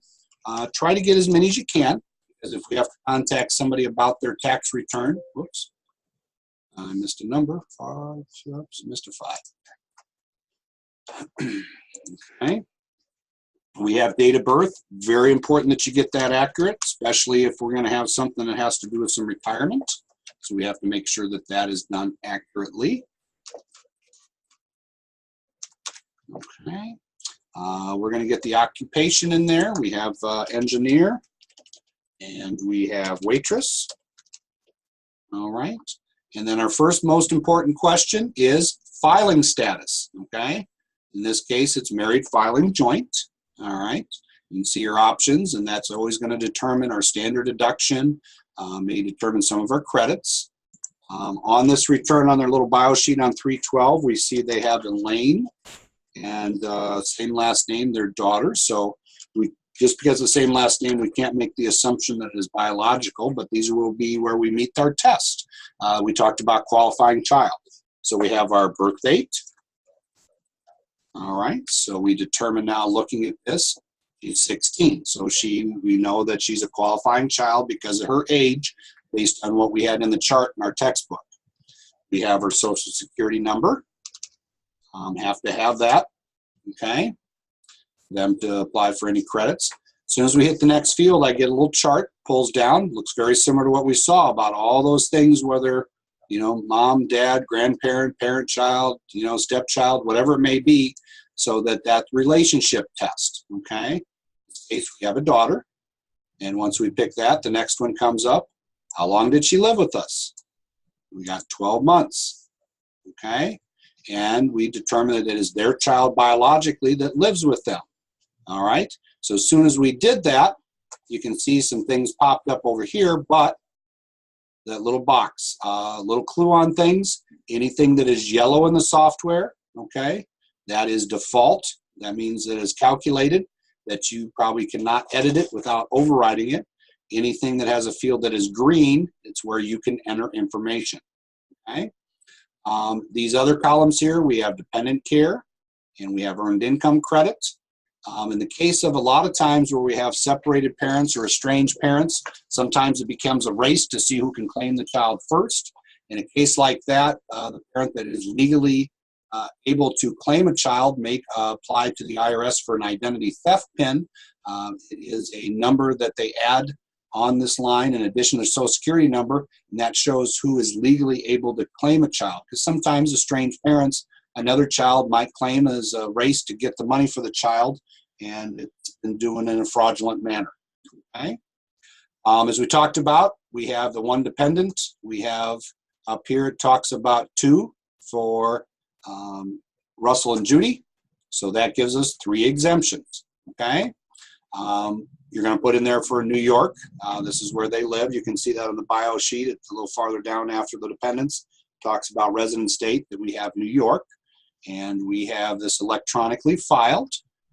They said if they had a refund, they want to put it in the bank. So we see there that we have the routing number. And we have the account number. Okay, so that would go in there. All right. The PIN number here, this is their electronic signature. It's a 5-digit number. I will typically use their zip code. It's basically going to print out a sheet at the end of the return that they will put their actual signature on. But this is a way for them to have an electronic PIN number down the road to check on their return if they are required to give that PIN number. Okay.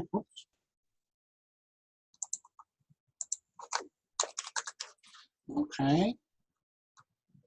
So we have that. All right. Driver's license, we're not going to worry about right now. I just want you to kind of check they don't have a driver's license. We won't get caught up in that. We'll do that later, especially if you end up in the offices. We'll show you how that works out. So you can just kind of check off level 1. If you notice, we're kind of drawn to the red. All right, so everything is kind of red. That is really where we want to put our information in. Okay. We're not going to worry about the third party. That's electronic. Once you type this, I type my initials, okay? Everything else will autofill. So the first time you'll type all that, for the PETN and the EIN number, if you just want to use a bunch of 1s, you can see this on there if you want to type it in later. But once you do that the first time on the first return you do, everything will populate automatically there, okay? All right, now, navigating-wise, I want you to make sure that you understand navigating-wise, you can do things a couple different ways, okay? For putting things on the return, we're going to do some W-2s, stuff like that. If you have where you want to get a form, all right, hold on one second here. Okay, I can do a couple different things. I can do the little tab up there that says add a form. Okay, I can go over to my tree on the left and maybe see if that form is there. Okay, so those are two ways that I can do things. We're going to talk a little bit about W-2s and stuff, but right now too you can see that this says I'm missing information. All right, so we're going to talk a little bit about that. So on this, first thing that I'm going to do is I'm going to go to my 1040 page 1, and the last little spot that I can get forms is if I go into the box. So in this case, box 7, I go in there and I'm going to get two little things. I'm going to get this gray box, or I can hit the F9 key, and what that does is that gives me a list of things that I can use. Okay. First thing we're going to do is clean this up right here in the middle. Did you itemize last year? Remember in our little bio sheet it said that they had a 1040A, so we know that that is not a form you can itemize on. So this is no. All right. The other thing we're going to clean up a little bit is the ACA worksheet. The last little bullet point on page 311 in the workbook said the entire family had health care the entire year. So we're going to go through this and talk about the Affordable Care Act. Taxpayer spouse receive insurance from Marketplace? No. They had it the entire year, so they're not looking for an exemption to not pay the penalty. The penalty is in effect for 2018 for not having insurance, but it is not in effect for 2019. Okay? And then we're going to put a little box, a check in a little box after each of their names, because they had minimum essential coverage for the entire 12 months. Okay? That's just a little cleanup thing there, and we'll talk more as we go along. We got a whole chapter on healthcare that we'll cover. As I said, I'm kind of one that you can go here, or if I look over here on page 313, I have a W-2 at the top of 313 for Russell James. Okay, so we have that. We're going to go and take a look at that. So I clicked on the W-2. Here's my W-2. This one is for Russell. Okay, the address that we see on there is what's on the actual form. Okay, we have the EIN number for the employer. And as you can see, a lot of times it'll fill it in automatically because the EIN number will be there for somebody else, or it's in the database. So it has our employer's information. If we go to wages on box 1, he had $73,550.45. Okay, and he had tax withheld, $8,095.36. And again, all these will round based on the number that you put in there. Box 14 for right now. If there's something in yours, you can just delete it and just leave it blank. We'll have some other information. You'll make sure down here below that you put New York. I know that the workbook says your state, but again, I want you used to doing New York because that's where you live and most of yours will be from. So you'll put that in and have those in there. And then we're going to do his state withholding. Okay. So once I did that, I have everything on there. Okay, so I have all the information I need. Other boxes, like I talked about, box 12, if he contributed to retirement. All right, so let's say on this one, he had D where he contributed and he gave $2,000 through the year to his 401k. If you look up here, it recalculated the box on 3 and 5, okay? Because that is pre-tax dollars, so it's $2,000 less in box 1, all right? So you can see how those boxes up at the top are changed by sometimes what you do in box 12, okay? And what I mean by that, most of the time what happens is that when you have something that you put in box 12, it goes to a form or changes a calculation. If you put something in box 14, it does not go anywhere, and you might have to manually take it. But on this case, if it's needed on the W-2, or it might generate another form in the tree on the left. Okay. All right. So we have that. All right. So we got his in there. Now we're going to talk a little bit more about Judy's when we put hers in there. Now, I can do a couple different things again, okay? I could go back to my 1040 page 1, or I can go up here to the top, and I have my next tab over. So on that tab at the top, let me get my little drawing tool out. Here we go. You see where it says Copy W-2.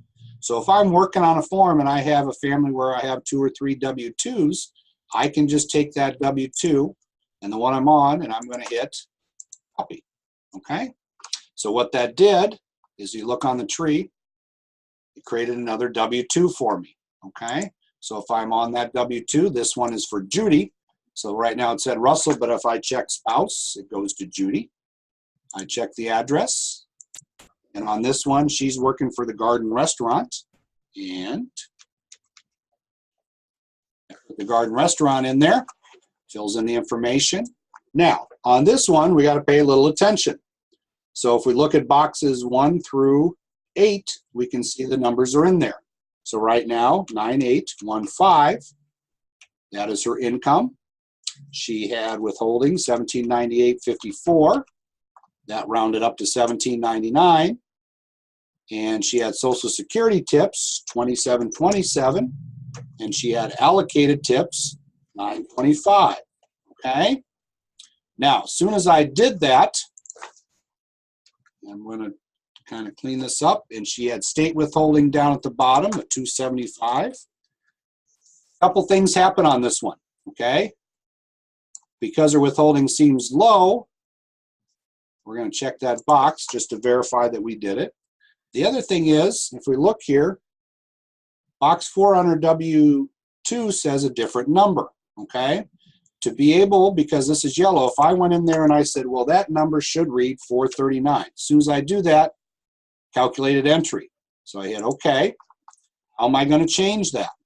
If I go up to this box right here that says check to take calculations off. So I'm going to click on that. I'm going to take the calculations. It turns everything green for me. So now I can go in there and put 439.46. Okay. Also, on this one, we had Social Security tips and allocated tips. You can see that it automatically reduced our taxable income and our Social Security by that. The other thing that was created was, on the left, a 4137. Remember that form that we had in the textbook? So at here, she had that $925 of allocated tips. Again, allocated tips may be something the employer put on the W-2 because they needed her to report them on her tax return.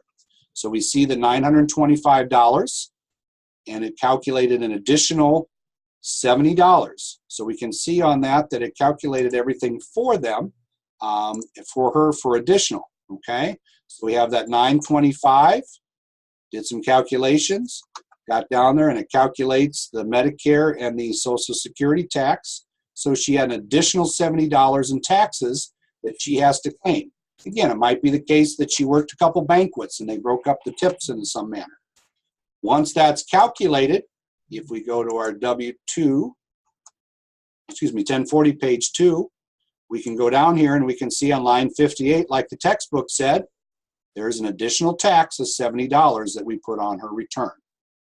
Okay, so the software will do a lot of the calculations for you, but I want you to get used to seeing where it goes. Okay, one thing that's left over here is a couple little things for due diligence. You'll see on this worksheet, there's some questions, and I want you just to kind of look at them. So look for these red exclamation points, both on this form and especially on the 8867 that'll pop up. This is the due diligence. Read these questions. Basically, these are questions that you have to answer and ask and get answers to based on the filing of the return. Okay, so we have that. All right. Software-wise now, okay, another great button that's up here, diagnostics. If I hit diagnostics on this return, it's a little key, says diagnostics, all right, it's going to go and look at the return, say, is it ready to send to the IRS? All right, so if it's running diagnostics, it's looking at it and says, oh, bunch of stuff wrong, okay? It says right here, something about the routing number. So if I click on that, Oh, I have that there. The other place the routing number goes, if I go to 1040 page 2, oh, I forgot to put on their routing number so that at the end of the form, their money would go to the bank, okay?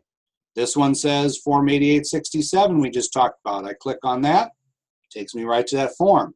In order to e-file, I have to do my due diligence checklist, okay? You'll have some other little things there. To get rid of that, you just go up here and hit close. It closes that window, okay? Like I said, closing the return, we'll close it and save it. So if I close this return, it would close that.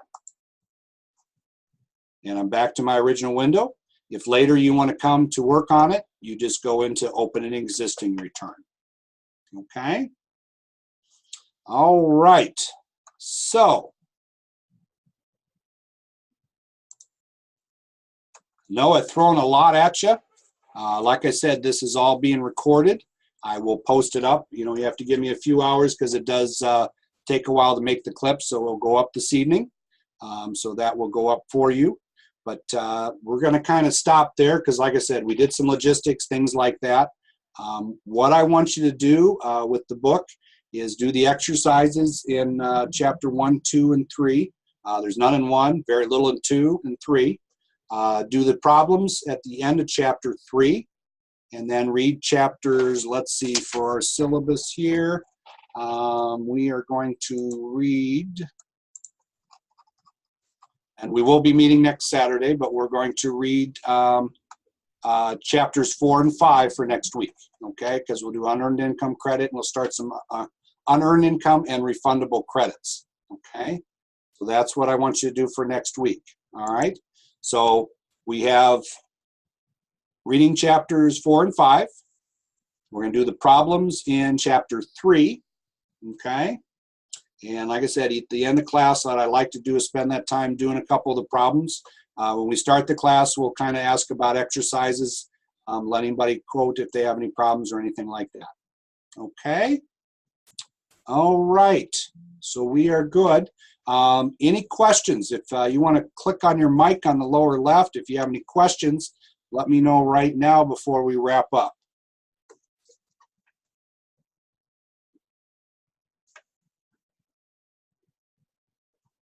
Anybody have any questions? Again, you can talk by, if you go down to the bottom left of the Zoom meeting, there's a microphone there that's probably got a red line through it. You click on it, and then I can hear your voice. Or you can type them in the chat there if you want to.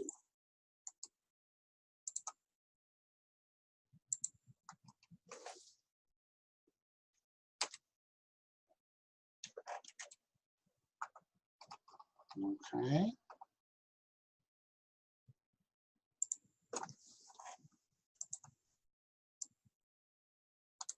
All right, seeing that there's no questions, again, each session that we do, I know we had a lot of logistic stuff at the start of this one, but we'll get right into it, reviewing the quizzes, and this will be recorded and will be posted.